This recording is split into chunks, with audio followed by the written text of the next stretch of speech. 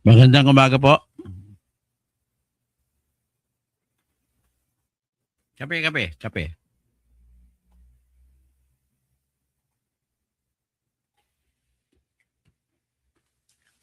Pag-usapan natin sa ngayon yung diversionary tactic ng grupong BBM sa katauhan ni Remulla.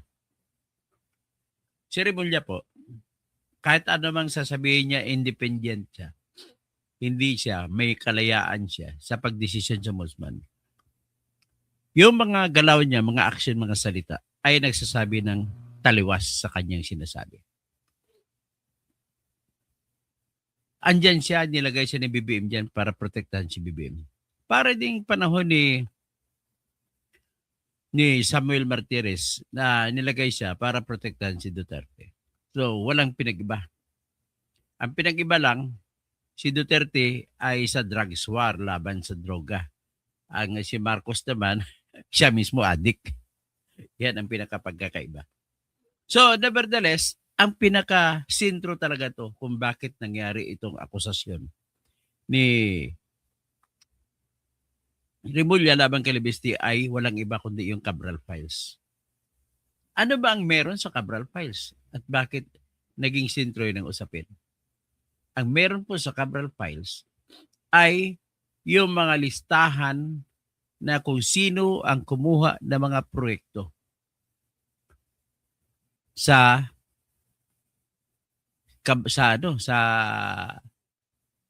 DPWH. Kasi sa lahat ng departamento, lahat na ng ginagawa ng gobyerno natin, it seems lahat ng congressmen, lahat ng mga ibang official kasama ng mga senador ay nakatutok sila sa tinatawag na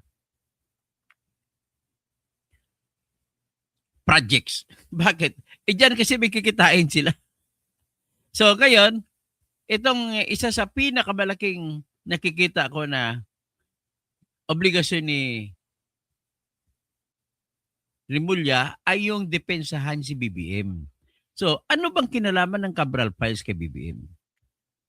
To begin with, nailabas po ni Libeste na 8 billion sa Cabral Files, makikita mo na nakapangalan kay SP, no, ES, OP, at saka SAP. Ano yung SAP? Special Assistant to the President. Ano yung ES? Ang ES po, Executive Secretary. Ano naman ang OP? Office of the President. So, nakalagay po sa Cabral Files ang Office of the President is ES at saka SAP na may project na 8 billion pesos. Nako, matindi talaga pala 8 billion pesos na yan. So, ito naman si BBM, ang grupo niya naghahanap ng panakipbutas. Panakipbutas sa mga issue. So, ang issue ay para mabigyan ng walang tiwala o magkakaroon ng walang tiwala ang mga Pilipino sa Cabral Files. Ang Cabral Files po kasi ay nanggaling po yun kay yung kuno namatay na hindi ako naniniwala na namatay.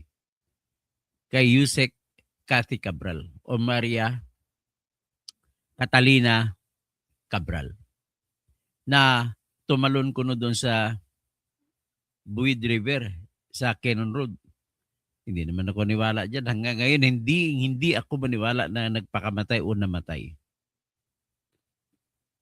Una, dami-dami pong mga indikasyon. Ayaw ipakita ang mukha. Number 2, saan ka ba makakita na inalsa yung patay galing sa Buid River, nakalagay sa foil? Bakit hindi sa body bag? So, pangatlo, hindi mo makikita na balisa yung tao sa last hours na makikita mo sa kanyang galaw base sa CCTV na nakukuha sa hotel sa Baguio, Ayon Hotel or Ayon Hotel kung minsan tawagin, na kung saan siya nag-check-in.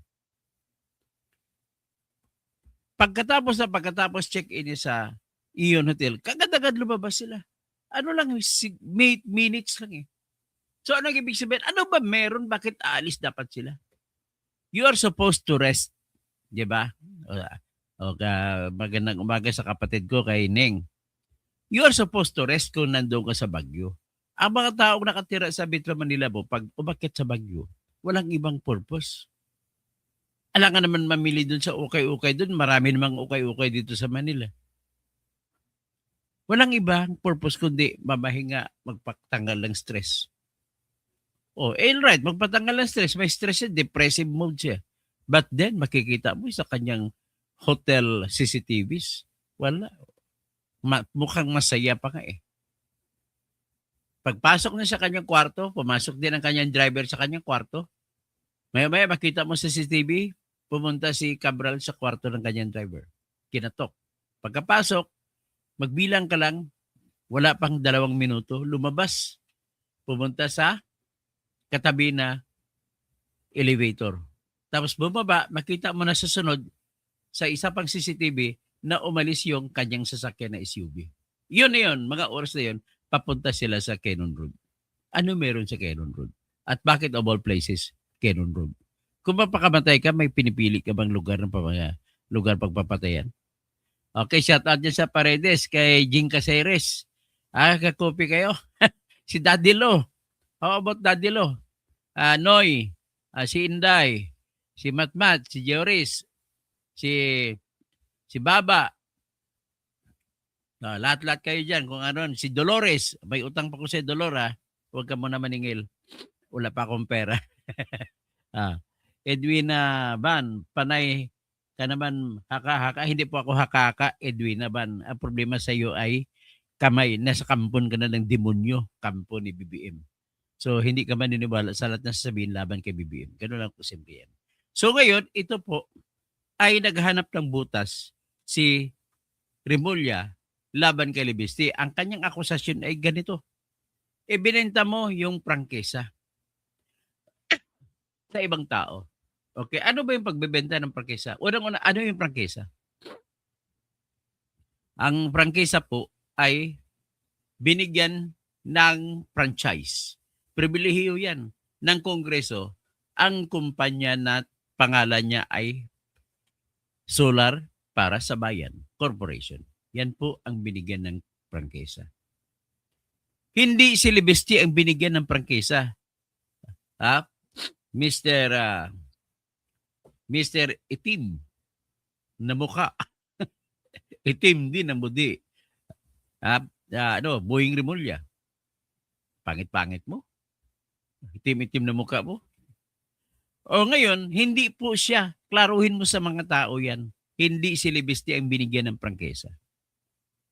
Ang binigyan po ng prangkesa ay ang tinatawag na kumpanya. Ang pangalan ay Solar para sa Bayan. Yan po ang binigyan ng prangkesa. So kung yan ang binigyan ng prangkesa, ay hindi si Libisti. Ipakita ko sa inyo yung batas.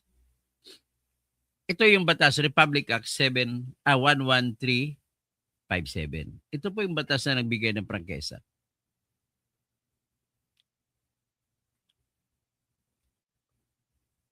Ito, buksan natin siya. Ito pong kopya ng batas. I will share to you the law. And the law says very clearly, franchise was given to Solar para sa Bayan Corporation. Ito lang. Pagtapos ito, bubuon tayo. Ayan, an act granting Solar para sa Bayan Corporation a franchise to construct, install, establish, operate, and maintain distributed energy resources and microgrids in the remote and unviable or unserved or underserved areas.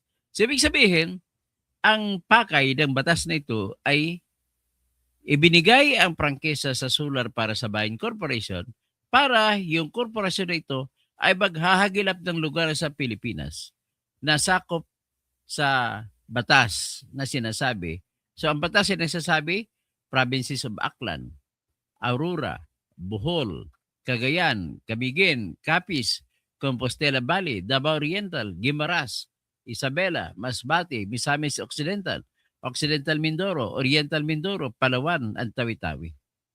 And the municipalities of Agoncillo, Alitagtag, Balayan, Balete, Bawan, Calaca, Calatagan, Cuenca, Ibaan, Laurel, Lemeril, Lian, Lipa, Lobo, Mabini, Malbar, Mataas na Kahoy, Nasugbu, Padre Garcia, Rosario, San Jose, San Juan, San Luis, San Nicolas, Santa Teresita, Taal, Talisay, Tanawan, Taysan, Tingloy, and Tui in province of Batangas, and in the municipalities of Agdanganan, Alabat, Atimunan, Buenavista, Burdios, Calawag, Katanawan, General Luna, General Nakar, Ginayangan, Gamaka, Infanta, Jumalig, Lopez, Bacalion, Malanay, Padre Burgos, Panukulan, Patnanungan, Perez, Pitugo, Plaridel, Pulyo, Quezon, Real, San Andres, San Francisco, San Narciso, Tagkawayan, and Unisan in the province of Quezon. Yun ang service areas na target ng batas na yan.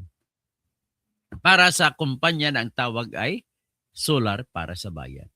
So, ang DRs, Distributed Energy Resources, or DRs, refer to smaller power resources. So, maliit siya ng mga kumpanya na magbibigay ng kuryente sa mga lugar na yun na hindi naabot ng mga cooperative. Okay? So, ngayon, nakalagay dito, halimbawa, pag nilabag ni Libeste, ang kumpanya ni Libeste, ang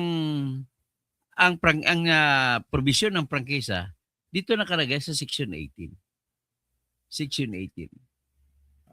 Pagbabawal sa pagbenta, sell, lease, pagpapaupa, transfer, paglipat, at grant the use of or the use of or assign this franchise. Hindi mo pwede maibenta ang prangkisa na binigay sa solar para sa bayan. Pero sino ang pinagbabawalan? Ang pinagbabawalan po yung korporasyon na solar para sa bayan. Okay? Ngayon, korporasyon yan, hindi makagalaw yan kung walang tao sa likod. Ang tao sa likod ng solar para sa bayan ay ang korporasyon na isa pa, na ang pangalan ay Solar Philippines New Energy Corporation. Yan naman po ang korporasyon na direkta na dyan may pag-aari si Libeste, Batang Libeste. So, ngayon, ang may-ari pala ng solar para sa bayan ay Spinec. Hindi si Libeste. Spinec ang may-ari. Ngayon, ang Spinec naman, isa sa may-ari doon si Libeste. So, ano ngayon? May kasalanan ba si Libeste sa pagbenta ng share niya sa Spinec? Sagot ko, wala. With due respect to you, Attorney Bueno. Nahalata ko po makabibiim ka lang. Kaya ang opinion nyo pares ni Rimulya na may kasalanan si Libeste. Wala po. Ang may-ari po ng solar para sa bayan ay Spinec na kumpanya naman ni Libeste. Ngayon, ang mga share ni Libeste sa kumpanyang Spinec ay binili ng Meralco na local corporation din. So, ano masama doon? Ganun pa rin ang may-ari, hindi pa rin binenta yung prangkesa. Ang humahawak lamang sa prangkesa na Spinec, ganun pa rin. Spinec pa rin. Hindi nawala ang Spinec bilang isang controlling shareholder sa kumpanya na solar para sa bayan. Oh. So, ibig sabihin, lumalabas po na bobo si Libeste. Asikan, si Rimulya. Bobong-bobo. Iba po ang personalidad ng Spinec kaysa kay Libeste. So, yung Esteban Rapanan, hindi. Ikaw po ay troll. Magkano bayad sa'yo? Okay, so ngayon, si Kasnip pala, niya sa Papua New Guinea. So, maayong adlaw sa mga Pilipino diha sa Kwan. O nandyan sa Papua New Guinea. Helen Bagyo, sa itim na niya, kulang na lang ang sungay para demonyo. Tapos si Dwina Bona, Ning, naintindihan mo ibig sabihin? Ang prangkisa sa pagpatakbo ng solar energy ay binigay sa solar para sa bayan. Hindi po siya binigay kay Libeste. Si Libeste, ang pagkatao niya ay siya ang isa sa may-ari, actually pinakamaraming share na may-ari siya ng tinatag na kumpanya na SPNEC. Ang SPNEC ay Solar Power New Energy Corporation. In other words, hanggang ngayon na nag-uusap tayo, ay SPNEC pa rin ang may-ari ng solar para sa bayan. Tinatawag naman ito ni Atty. Bueno, balik ka naman Atty. Bueno, inaakusahan mo na lihiring ng corporation. Hindi po, wala pong crime dyan. Mali ka dyan. Ano bang crime yan? Atty. Bueno, I challenge you. Do not fool the people, Atty. Bueno. You might be charged with disbarment for fooling the people. Dito, i-discuss na natin, wala pong krimen na ginawa si Libeste kahit ibinenta pa niya ang solar para sa bayan. Pero the fact remains na hindi niya binenta ang solar para sa bayan. Ang may-ari pa rin ng solar sa bayan ay SPNEC pa rin. So, kagaya sa San Miguel Corporation, dati si Soriano ang may-ari, ngayon si Ramon ang na. San Miguel pa rin yan. In the same manner, ang Meralco dati ang may-ari ay mga Lopez. Ngayon ang may-ari ay si Manny Pangilinan. Meralco pa rin yan. So anong pinag-iba? Ibig sabihin po, hindi nag-iba. Kasi ang may-ari, lumalabas na may-ari ng solar para sa bayan ay SPNEC pa rin. Siguro naman hindi ko na pwede, dapat pa elaborate pa yan para maintindihan ng mga bobo. Kagaya kay YouTuber, YouTube channel. O naintindihan mo yan, bobo ka kasi. Para kay Esteban Rapanan, napakabobo ninyo. Kaya hindi. Pero alam ko binayaran lang kayo para magkontra dito. Pero alam ko, deep inside your hearts, sumusuporta kayo sa tamang pamahalaan. Wala pong ibang marangal na sa gitna ni Imulya at saka ni Libeste. Si Libeste lamang po ang marangal dito. Okay? So anong magiging kasalanan ni Libeste kung siya ay magaling na negosyo? Unang-una, Remulla, mali ka naman para sabihin mo na bata-bata mo pa, ninegosyo mo prangkisa. Bubo ka ba, Remulla? Lahat nga ng mga kumpanya, kagaya na Meralco, ay nag-apply ng prangkisa para magnegosyo. Sino bang kukuha ng prangkisa na hindi negosyo? Kabubo. Pangalawa, ipakita ko, basahin natin. Yung prangkisa under section 18 ng prangkisa, bawal nga ibigay mo ang prangkisa, ibenta mo prangkisa na binigay sa solar para sa bayan. Ang tanong, kung bawal ba yan, sino magparusa? Ang may kapagrihan lamang po magparusa dyan ay Kongreso lamang, hindi ang Ombudsman. Ayan. Pero anong kakakibat na parusa? Ang inuutos ng batas ay fine, multa lamang. At walang criminal violation dito. Ang tanging criminal violation dito ay yun kung magkamali o magpumalpak o makalimutan ng para sa bayan, solar para sa bayan, na magsumiti ng report. Ano na ba nangyari sa prangkisa? Natupad mo ba lahat ng mga bayan na binigay sa iyo? Lahat ng probinsya binigay sa iyo? Binigay mo na ba ng pailaw? Binigay mo na, ginawan mo na ba ng solar power? Yun yun lamang po ang pwedeng parusahan. Pero anong parusa? Hindi naman kulong. Multa lang. At hindi yan sakop ng graft and corruption. Wala sa jurisdiction ng ombudsman yan. Kaya you are out of place, Mr. Ombudsman. Wala ka namang ibang gawa dito eh. Gusto mo lang talaga tabunan ng Cabral Files. Kasi sa Cabral Files, mayayari si Bongbong Marcos. Mayayari ang iyong kaibigan na si Romualdez. Dami pa mangyayari dyan. Pati mga anak mo, pati ikaw mismo nung congressman ka, makikita sa Cabral Files. Kaya yan ang dahilan kung bakit na galit ka.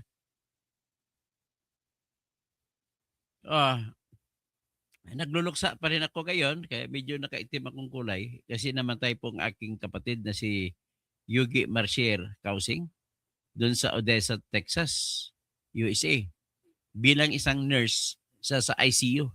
siya po ay nagserbisyo sa laban sa COVID. So, isa po siya sa mga nurse o mga nurses na namatay sa pakikipaglaban sa COVID. Nalulungkot po ako at isa siya sa namatay dyan. Pero ang Kausing family at Catalonia family ay very, very proud for contributing, for having contributed our daughter in the fight against the pandemic or the killer pandemic, si Yogi Kausing. So, Neng, magsindingan kayo ng kandila dyan. I will pray for Yogi na sana mapunta siya sa langit.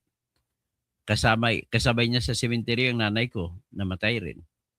Nanay ko naman, namatay nung maanunsyo sa television na ako, na anak niya, na abogado ni Percy Lapid, ay natanggalan ng lisensya bilang abogado.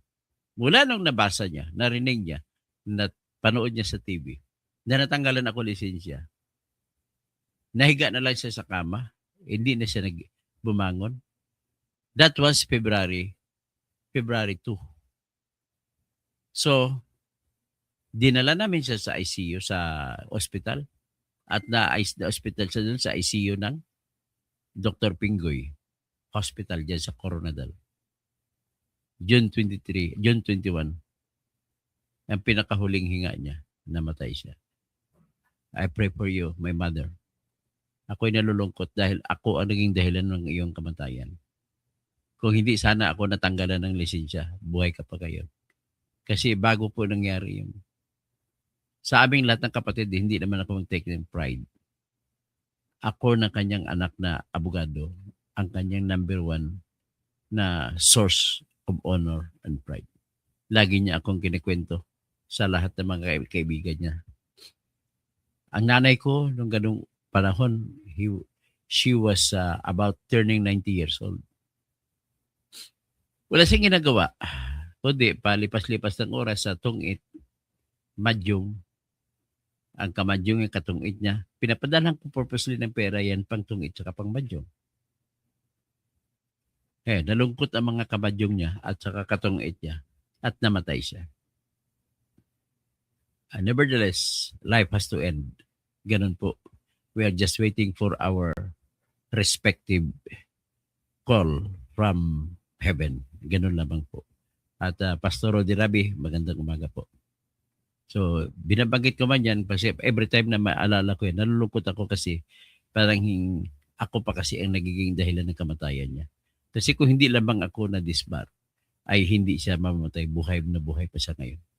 Ako naman ay dinisbar ng Supreme Court na dahil lamang sa pinost ko sa Facebook na isang reklamo na plunder sa ombudsman laban po sa kasalukuyang congressman ngayon na si Ferdinand Dinan Hernandez. Kaya totoo lang, Dinan, kung nakikinig ka man, if somebody would tell you this, mark my word, I will not stop until I can punish you. The word, no, not I, the government will punish you for your corruption. So, yan lamang po. Nawala tuloy ko sa topic ko. Anyway, death anniversary, isang kapatid ko, si nurse, na nag-serve siya. She was the Florence Nightingale of Filipino nurses in Texas, USA that time. Sige lang, okay lang. Buhay pa rin tayo lahat na natitira. So nevertheless, balik tayo kay Lebiste. Klarong-klaro po na walang authority ang congressman sa pag-imbestiga kung may paglabag man sa prangkisa.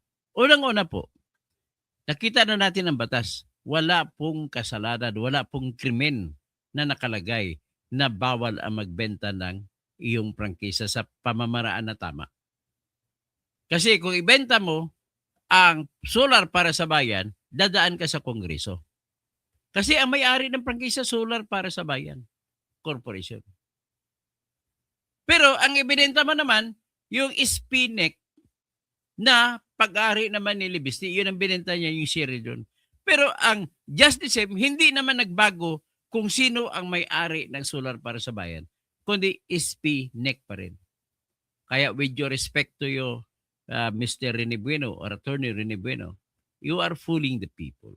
Do not mislead the people by saying that the the bill or kortina ng korporasyon ay dapat susundutin, tusukin para maparusahan si Libiste. Maling-mali ka po. Pag mag-take ka ng bar exam uli, hindi ka na makapasa dyan kung iyan ang tanong, Attorney Bueno.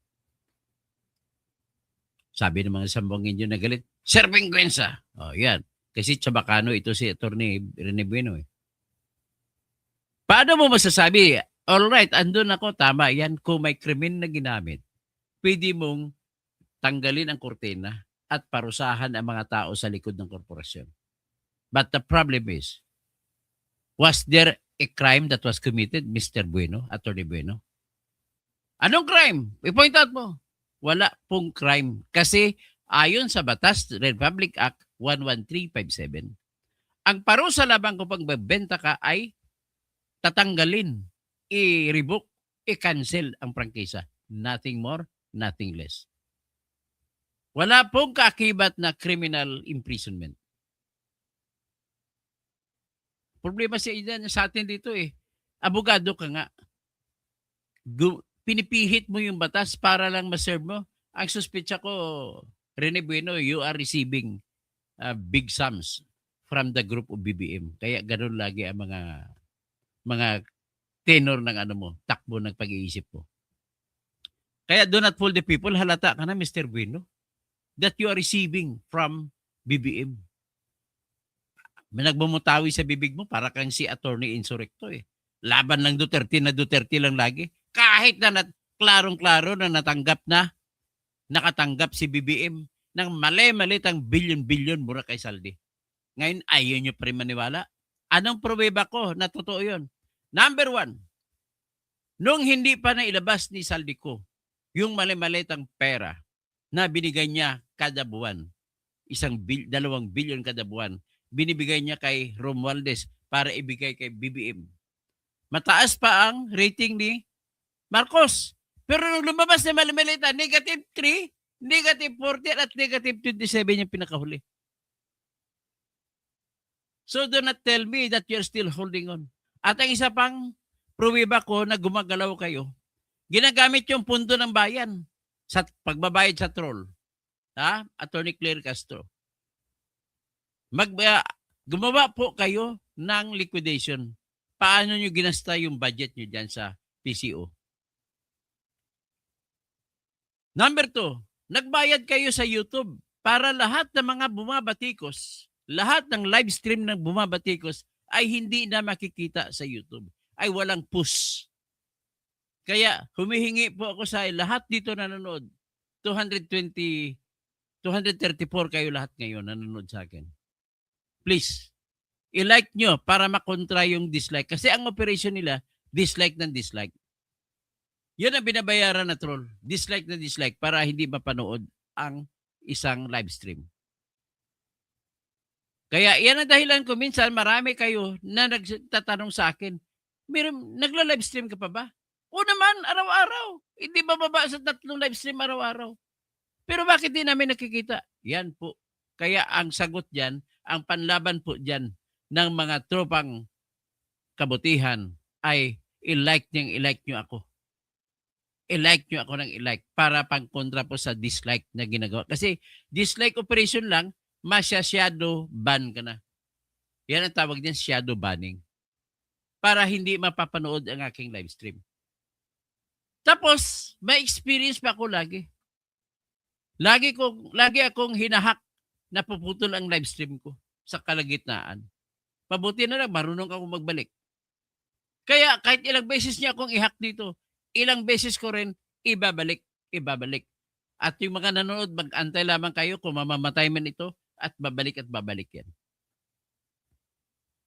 So, very clear na walang ibang ginagawa ito si Remulla kundi ay talagang parusahan lang, itatago lang ang usapin sa tinatawag na Cabral Files. O ito po, sinupalpal ka na ngayon. Ito po nag-statement po ang Meralco. Basahin natin ang statement ng Meralco na siyang bumili ng shares of stocks sa 24 billion. Pwede ko magkamali, 22 o 23 billion? 24 billion. ang bayad ng Meralco kay Libesti. So nainggit lang si Rimulya. Isa pa nainggit siya kay Libesti kasi yumaman po si Libesti hindi dahil sa pangungurakot, dahil sa negosyo. O yan, tingnan ninyo yung statement, MGen Meralco. O, klaro ha, MGen Meralco. Sabi ng MGen Meralco, media statement, Meralco Power Gen Corporation, MGen, clarifies that SP New Energy Corporation or SPDEC is a separate and distinct corporate entity from Solar para sa Bayan Corporation. MGen did not acquire any share in SPBC, which was awarded a congressional franchise through Republic Act 11357 to construct, install, operate microgrids in remote areas. Moreover, MGen is privy to any transaction of SPBC, nor to any circumstances is not privy. So wala silang alam kung ano man transaction ng SPBC to any circumstances that may relate to its compliance with its franchise. So MGen's investment in SPINIC did not violate any law or regulation. As a publicly listed entity, the transaction of SPINIC, including the entry of MGen through its affiliates, have been scrutinized and approved by the Philippine Stock Exchange and Securities and Exchange Commission. In addition, SPINIC's business and operations are not dependent on the franchise mentioned. We hope that this clarifies the issue and lays to rest the disinformation coming out, especially in social media. So, tinawag na Meralco na disinformation at nanggaling yan lahat kay Rimulya. O, ngayon, Rimulya, you are engaged in disinformation. Paano ngayon yan? Nakakahiya ka talaga. O, nagsabi na mismo, Meralco na nagsabi niyan. So, ito naman. Ito kasi itong batang Libesti na ito ay maraming akusasyon sa kanya, kesyo. Kasi mabango siya eh. Wala siyang ninakaw na pera eh. Biro mo, yung tulay doon na giba sa Batangas na pinatayo ng dating congressman ng Sibuhain na nasira. Sarili niyang pera ginamit magpaayos ang tulay. Eh ganun, bilyonaryo siya eh. At ginagawa niya, nagpaaral siya libre, siya kang gastos ng lahat ng scholars sa First District ng Batangas. Siyempre, we are hoping na yung ginagawa niya sa Batangas ay lalabas din sa ibang lugar ng Pilipinas. Tutulungan niya rin. So, ganun ka kaalwan, ganun ka hindi siya ganid. Kasi kung ganid siya, hindi na siya mamimigay ng pera niya. Ganun po si Libesti. Ito naman, in relation to Cabral Files, ito, basahin natin na nagpasalamat si Libesti sa abogado ni Cabral. So, Batangas, ilagay ko yung pagpasalamat niya. Para naman madiin lalo si Rimulya. Ito Cabral na naman ito. Libesti thanks Cabral's lawyer for confirming Cabral Files. Batangas First District, Libesti. Thank Attorney May de Vinagracia, the lawyer of then Yusek Catalina Cabral, for confirming several of his claims regarding the so-called Cabral Files. In an interview, Attorney de Vinagracia said that Cabral confirmed that Congressman Libesti obtained documents from her office, that Cabral showed us 6 boxes of documents, which included a document that's ostensibly similar to the document that was released by Congressman Libesti, and some of the documents would relate to the preparation of the annual budget proposal of the DPWH spanning the years 2023 to 2025, including mga requests, meron mga notes from the secretary, meron some board the names of proponents, some parang tabular list of projects. Libesti said that Attorney de Vinagracia description of the list of projects with names of proponents and notes from the secretary corresponds with his copy of the files, as well as those that he has seen from others who recently secured copies of the same files from the DPWH. Attorney de Vinagracia further said that Yusek Cabral said it's all with the DPWH. She left it all there after she resigned. That's why we find it odd that they're fixated, obsessed with the cell phone when whatever they seek to find in the cell phone should be in the files with the DPWH. Libiste said, Attorney De Vinagracia confirmed the files exist and are with the DPWH. In that respect, we have done our part in letting the public know that the files exist and can now leave it to the DPWH to release the files to the public in the interest of transparency. It is best that we let the DPWH or Ombudsman be the one to release the files to the public. So, iyan po, ladies and gentlemen.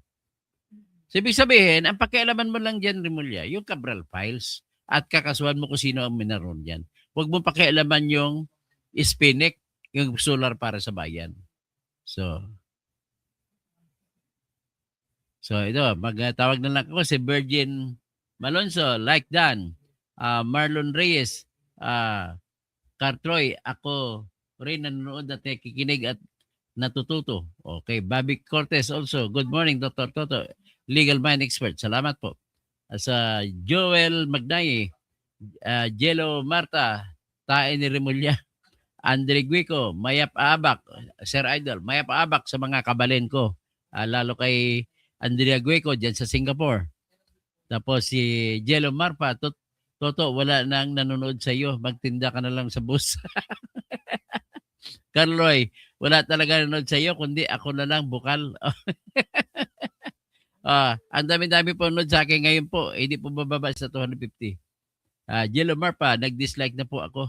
Nag-dislike ka? Walang, nag-dislike ka na sa akin. Kasi inutusan naman kayo ni, ang budget na binigay sa inyo ni Office of the President, ni Secretary Yusek Castro, ay lahat ng mga anti-BBM na mga vlogger, kasama si Atty. Libayan, ay dinay-dislike ninyo. Operation dislike kayo. Kaya para mabawasan ang aming tinatawag na algorithm. Fortunato Bahunsuwa, Repolyo Crispin Ibang Isip. Tapos Galaxy Maya Paabak po, sir. Skydance Ventirilla, Highs. So Pastor Roddy Rabi, Cherise, may budget din si Boeing sa 19th Congress. Oo. Ferdinand San Juan, good morning po, Attorney Engineer Dr. Toto Terador, Katotohanan Housing. Good morning. Pastor Roddy Rabi, salamat po lagi sa pagsuporta. Rino Witch Reyes, nainggit lang sila kay Kung Libiste, bilyonaryo na bata na wala malang ninanakaw, naging bilyonaryo. Walang flood control, yumaman, bilyonaryo. Girly Dotilios, multitasking si Buwing Remulla, nakikialam sa DOD, nanindigan, sandingan bayan, pati sa Kongreso. Oo nga, lahat-lahat gusto niya hapan, gusto niya sakupin. Marianita Janet Catalina Kasing, 3 years death anniversary ng aming kapatid na si Yugi. Okay? Tapos, si Ed YouTube, mga didisit, mga bubu at baliw. Tawag niya didisit, papayag ba kayo mga DDS? Bubu daw kayo at baliw? Sabi nitong Ed YouTube channel. Okay, Steven Rafalan, katapusan na Libiste. Ay, mag-umpisa na po ang katsikatan ni Libiste. Yan kabaliktaran. Helen Bagyo sa itim niya kulang na lang ng sungay para maging demonyo. Kasdip, hi Katoto, still watching from Papua New Guinea. Okay?